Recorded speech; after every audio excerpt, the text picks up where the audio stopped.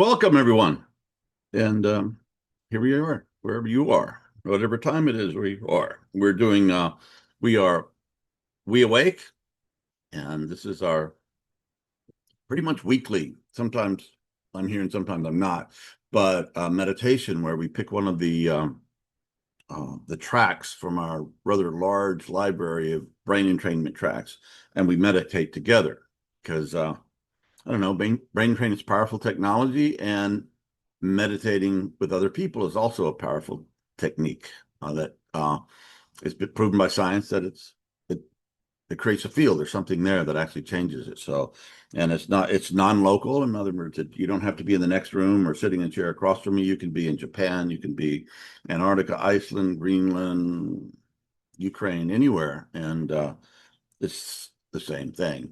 And it's something like entanglement in physics. I'll launch off into a quantum physics thing. Um, that there can be these two entities, these two particles, and one can be on the other side of the known universe, and one can be on this side of the known universe. And when this thing does something, the other thing does something immediately. Okay, no time, no space. So they said, well, there's no information that's travel because they don't want anything to go faster than the speed of light. Because if anything goes faster than the speed of light, the whole structure of physics collapses. Okay, so that's the one thing Einstein said couldn't go beyond. But he called it this spooky interaction where things immediately just space and time has doesn't have anything to do with them. They just are the same thing. And some scientists explained it like they're hitting a tuning fork, and these things just do their thing immediately. So these things are entangled. They call it entanglement, and they're across the universe, like the Beatles song, across the universe. But what does that say about the nature of reality? Well, are there some things that are entangled, or just connected? Are there some things not tangled, or is everything entangled? In other words, are we just all one thing? And yeah, the mystics say that's the way it is. We are all just one thing. So um, when a cat sneezes on Mars, it's part of what's happening right now. I know that's strange metaphor, but it just came up.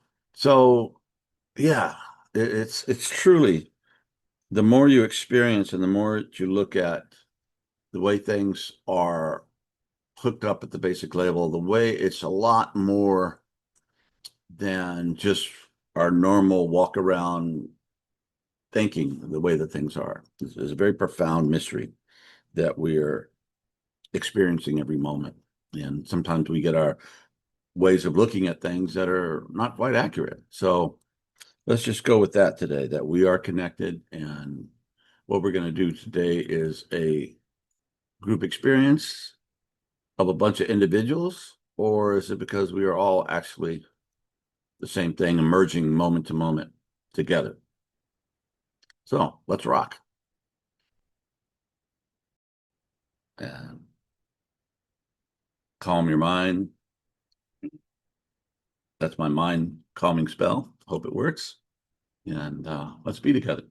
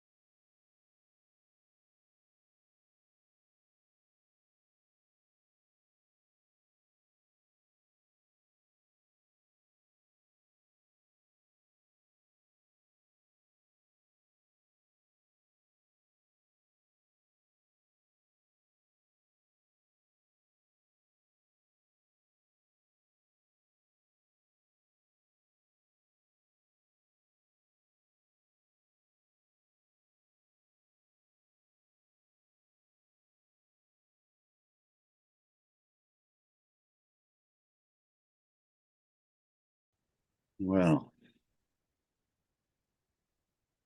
been working on a song these last few days. I'll go back in the studio, record it. And the bridge says, I don't know too much about anything, but it seems like we come and go.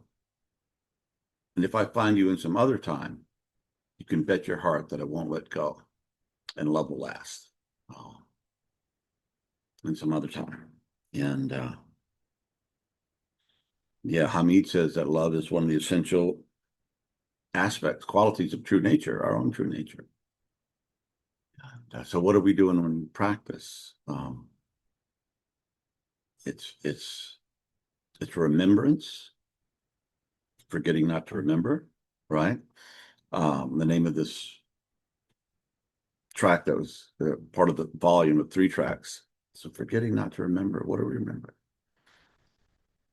Well, we're remembering experiencing our true nature, and it's not a conceptual thing.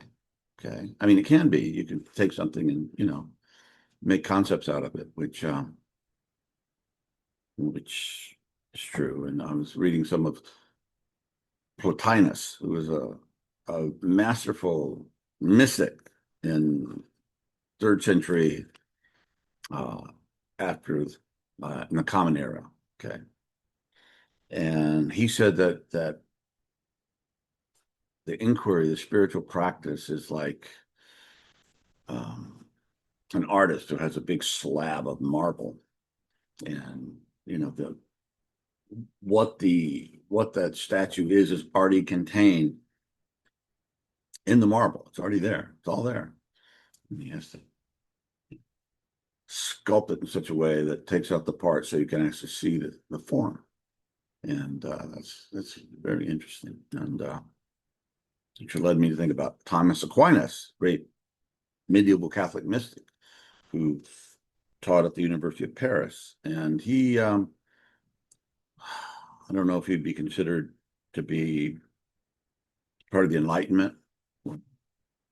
Europeans started, the West started waking up out of this kind of dark, superstitious, all controlled by the Catholic Church. And the Islamic world, by the way, led us, by a couple of centuries in the thinking at that time. And so Aquinas took the logic. We started rediscovering the Greeks from the 5th century Athens and around that period. That there were these Greeks who were just amazing thinkers and really shaped definitely the Western world and other thinkers. And so Aquinas was applying Aristotelian logic to the subject of theology, or the study of God. And he wrote these 3 huge volumes. I think there was 3 volumes called Summa Theologica. And they're just brilliant. And they're still using them in the Catholic Church. And like the proofs of God, that's one of the things he talked about. And it was first cause, where did everything come from? Everything we know has to have a cause, at least the universe that we observe. So he said that's one of the proofs of the necessity of God, just to start things rolling. And there's other ones that I won't get into now, but they're pretty good. They're pretty convincing even now in light of everything we've learned in science, etc. But the story was right before he died, a couple of days before he died, I think he was in church and he was praying. That's what people did back then. They prayed a lot. And he had this experience, and and he said that the experience he had made everything that he had been writing and thinking and working with all of those years of his being one of the top thinkers in the world at that time, definitely in the Catholic world, made it look like straw. So he had some vision of reality that was so beyond what he had been putting together, which is still studied today. His work made it look like straw, made it look like nothing. So he had this direct I don't know. I'm just assuming that he had a spiritual experience or a direct apprehension of reality that was that he didn't have time to put into words, or perhaps even the man is erudite and a great writer that he was couldn't have put it into words. But he died a couple of days later, which is really a nice time to check out and go on to whatever the next thing is. And yeah, I think sometimes we get caught up in our minds and who we think we are and our projections and everything. And sometimes we just need to sit still and be open to what is our true nature, listen to our soul, uh, and it's okay. It's okay uh, to think and to have a mind and an intellect, but just don't let it get in the way of experiencing things at a deeper, much deeper level, a more basic, fundamental. I, oh my God, there it is. So, and sometimes we'll have those moments, and sometimes it happens, big flashbang, and the curtains, you see it. And other times it insinuates itself as the pieces of the statue, begin to fall away, and you start to see this thing that was always there, but you couldn't see it because of all the stuff that was in the way. So, and that's a pretty good reason to meditate, I guess, just to open ourselves to that reality. And we get so carried away in our world of thoughts and images and stuff, that it can disconnect us from that statue, that form that's in our true nature, and that statue is not a solidified, like Michelangelo's David or something. It's think of it as a form is there, but it's constantly evolving at the same time. So the thing is being cleared up, but yet it's constantly moving into uh, something different and more beautiful. So anyway, I think I've said enough for today, but thank you for being here with us. And God bless you guys. And let's continue to work on ourselves and learn our lessons and try to be more loving and more kind. That'd be a good place to stop today. Anyway.